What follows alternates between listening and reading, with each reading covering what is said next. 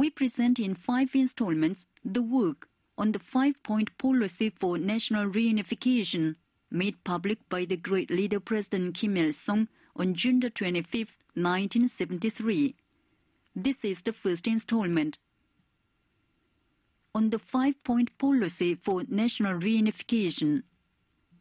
Speech at an enlarged meeting of the Political Committee of the Central Committee of the Workers' Party of Korea, June 25, 1973.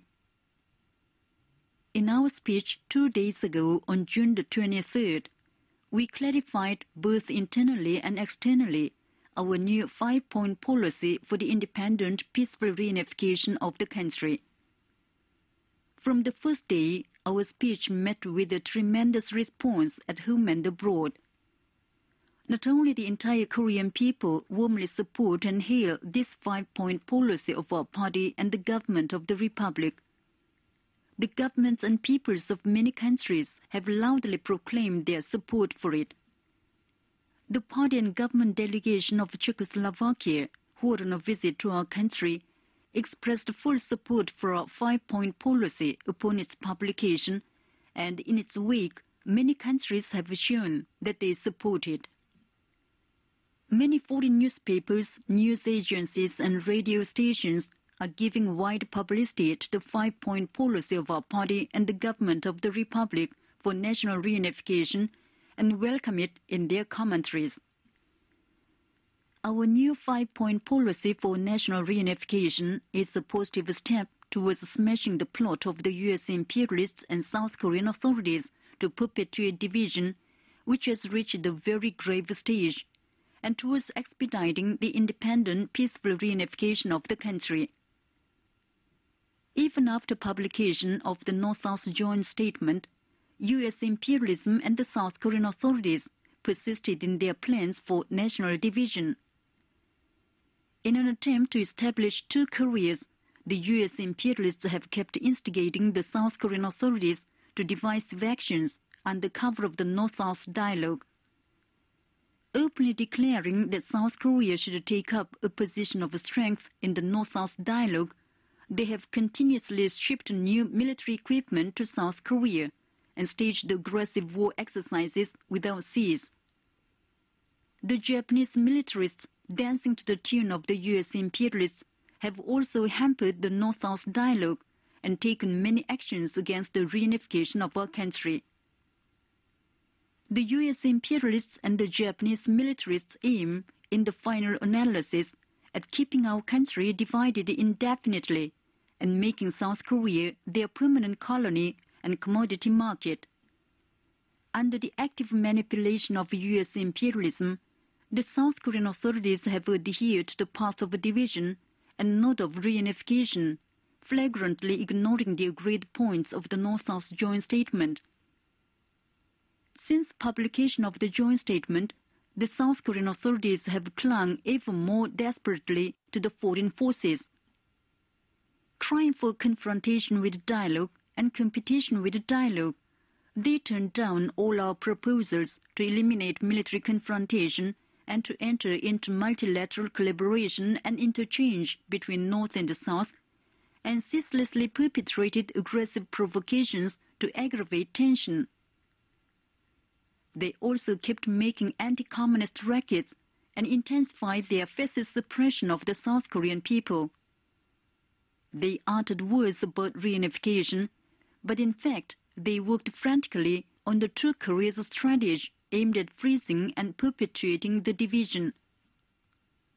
The South Korean authorities, who had pursued their 2 Koreas strategy in every way under the manipulation of U.S. imperialism, finally issued a so-called special statement on the morning of June 23rd, openly proclaiming to the world their policy of perpetuating the country's division.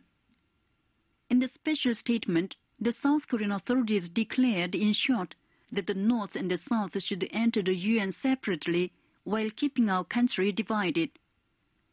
This anti-national assertion is simply intolerable. Should things turn out as the South Korean authorities desire, our nation will be split in 2 forever, and the South Korean people will remain colonial slaves of the U.S. imperialists permanently.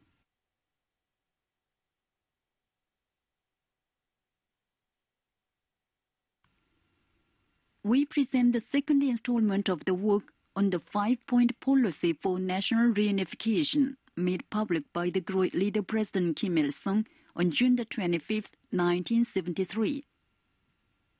This policy of perpetuating national division pursued by the South Korean authorities with the backing of U.S. imperialism has placed a grave obstacle in the way of national reunification.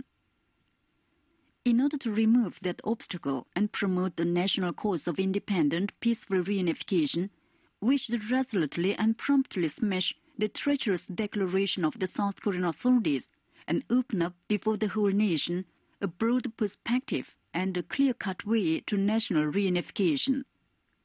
That was why, on the afternoon of June 23rd, we set forth the 5-point policy for national reunification as a new measure to save the nation. Our 5-point policy is to remove military confrontation and lessen the tension between North and the South, to achieve multilateral collaboration and interchange between North and the South, to convene a great national congress comprising representatives of people of all levels, political parties and social organizations from the North and the South, to institute a North-South Federation named the Federal Republic of Korea, and to enter the UN under that name. First of all, we maintain that military confrontation should be eliminated and tensions be removed between North and the South in order to improve relations and accelerate the country's peaceful reunification. To remove military confrontation and tensions between North and the South is now the most urgent, vital problem in dispelling misunderstanding and distrust and deepening mutual understanding and trust, creating an atmosphere of great national unity, improving North-South relations, and in achieving the country's peaceful reunification. The military confrontation between North and the South with their huge armed forces is in itself not only a major factor endangering peace in our country, but also a source of misunderstanding and distrust. The solution of this fundamental problem is a prerequisite for the removal of tensions and distrust between North and the South, the creation of an atmosphere of trust, and the satisfactory settlement of all problems on the basis of mutual trust. It is unnatural to advocate peaceful reunification and hold a dialogue with a dagger in one's belt. Unless the dagger is laid on the table, it is impossible to create an atmosphere of mutual trust or find satisfactory solutions to any national reunification problems, whether large or small, including that of achieving cooperation and interchange between North and the South. Therefore, as the first step towards the peaceful reunification of the country, we have more than once put before the South Korean authorities this 5-point proposal: cessation of the reinforcement of armies and the arms race, withdrawal of all foreign troops, reduction of armed forces and armaments, ending of the introduction of weapons from outside, and conclusion of a peace agreement. However, the South Korean authorities insist that the solution of this urgent problem should be postponed, and that, at the most, matters of secondary importance should be settled step by step at various stages. This means that they do not sincerely want to increase mutual trust and promote great national unity, but to maintain and freeze the country's division, leaving the raw wound of national partition unhealed. If the South Korean authorities truly desire peaceful reunification and seek a practical solution of the reunification question, they must renounce this position and follow the course of eliminating military confrontation.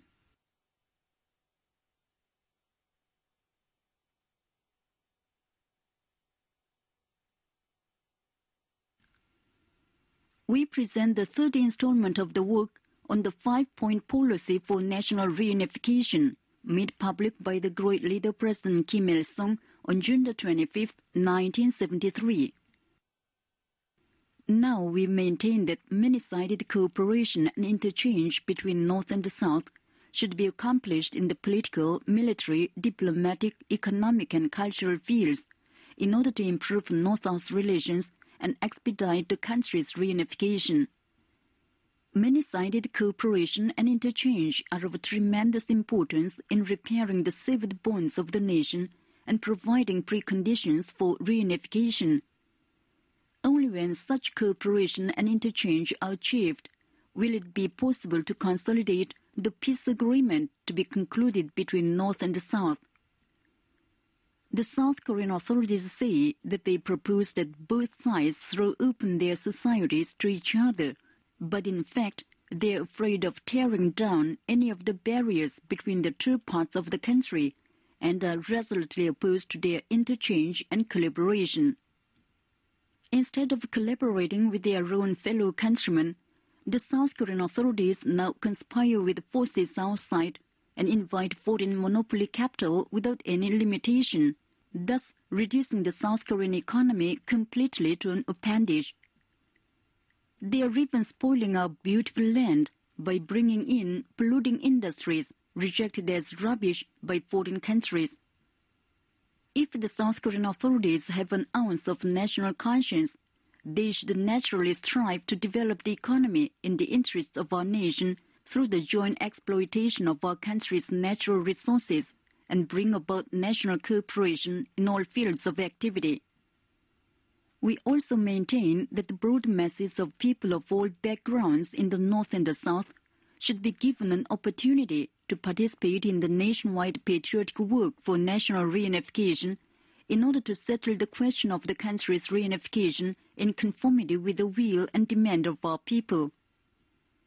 The North-South dialogue for national reunification should not be confined to the authorities of the two zones, but should be held on a national scale. That is why we have proposed convening a great national congress composed of representatives of the people from all walks of life, workers, peasants, working intellectuals, students and soldiers in the northern half, and workers, peasants, students, intellectuals, military men, non-comprado capitalists, and petty bourgeoisie in South Korea, and representatives of political parties and social organizations in the North and the South, to discuss the question of the country's reunification at the Congress and solve it.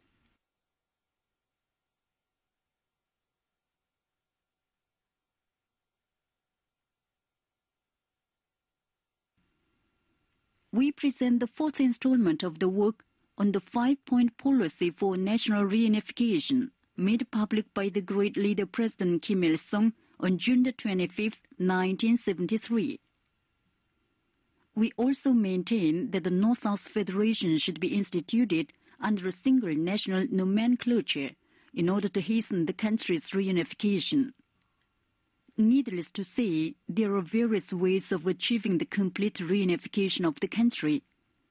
Under the prevailing situation, we think that the most reasonable way of reunification is to convene a grand national congress and achieve national unity, and on this basis institute the North-South Federation, leaving the two existing systems in the North and the South as they are for the time being. In the event of the North-South Federation being instituted, it would be good to call the state the Federal Republic of Korea after the United States of Korea, which once existed in our land and was widely known throughout the world. This will be a good name for the country and acceptable to both the North and the South. The founding of the Federal Republic of Korea will open up the decisive phase in preventing national division, bringing about all-round contact and cooperation between North and the South, and hastening complete reunification. Further, we maintain that our country should be prevented from being split into two Koreas permanently as a result of freezing the present national division, and that North and South should also work together in the field of external activities. At present, we are developing state relations with all countries friendly to our republic on the principles of equality and mutual benefit. But we must resolutely oppose all machinations designed to make use of this in manufacturing two Koreas. We consider that the North and the South should not enter the UN separately, and that if they want to enter the UN before the country's reunification, they should do so as a single state under the name of the Federal Republic of Korea, at least after the federation is set up. But apart from the question of admission to the UN, if the Korean question is brought up for discussion at the UN General Assembly, the representative of our republic should, as a matter of course, take part in the discussions and have his say as one of the parties concerned. Our people are homogeneous and have lived with the same culture and the same language for ages, and they can never live divided in two.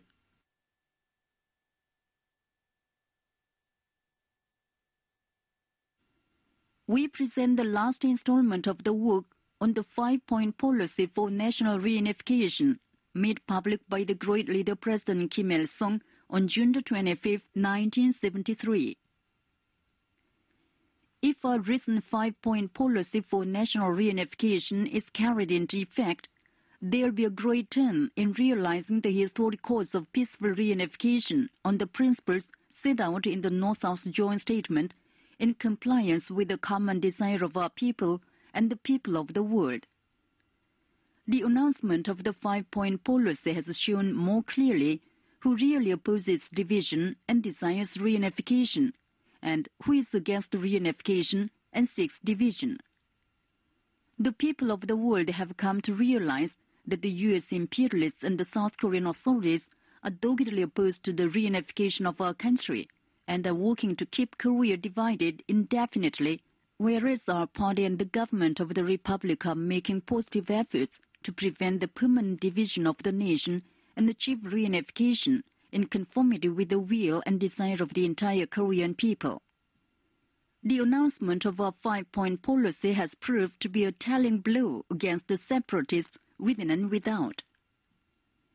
It has nullified the so-called special statement of the South Korean authorities immediately after its pronouncement and laid bare every underhand plot and trick devised by the U.S. imperialists and their stooges under the slogan of peaceful reunification. There is no doubt that our 5-point policy will be warmly supported and welcomed by the peoples of an increasing number of countries as time passes, and that the two Koreas plot of the U.S. imperialists and the South Korean authorities will meet with strong protests and denunciation from the world's public. Our 5-point policy is the most fair and reasonable plan, acceptable to all who truly love the country and the nation and desire the country's reunification. Its realization is the only way to achieve the independent, peaceful reunification of the country in conformity with the common desires and aspirations of the whole nation. We should make every effort in the future to carry this policy into effect at the earliest possible date. We should explain and propagate the 5-point policy for national reunification widely amongst all the people in North and South Korea and rouse them for the sacred struggle for the independent, peaceful reunification of the country. We must also make it widely known abroad. Thus, we'll give greater numbers of people throughout the world a clear understanding of the policy of our party and the government of the Republic for independent, peaceful reunification, and steadily increase the number of people who support and sympathize with our people's struggle for national reunification. The 5-point policy for national reunification and our people's revolutionary struggle for its accomplishment are fully justified. Victory will surely go to a people who fight for a righteous cause under the banner of justice. Although at present huge obstacles and difficulties lie in the way of our struggle for independent, peaceful reunification of the country, the internal and external separatist plans for permanent division will be checked and frustrated, and our historic cause of national reunification will certainly be achieved through the brave struggle of the people in North and South Korea with the active support and encouragement of the progressive people of the world.